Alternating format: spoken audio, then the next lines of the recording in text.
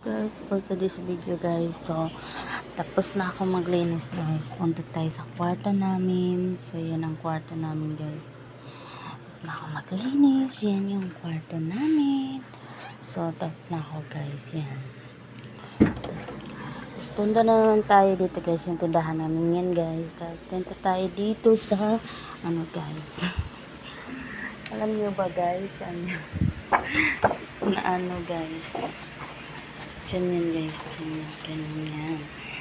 Tapos yan. Ang lamesa ni Rhea guys. Tapos dito yung TV namin guys. Tapos yan. Yung ano namin. Tapos punta tayo dito sa kusina guys. Ito yung kusina namin guys. Huwag nyo lang tawanan yung kaldero namin na sobrang dumi.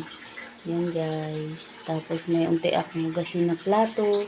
Tapos yung CR namin guys na yan, ang dami pang labahan. So yan lang po yung update ng bahay namin.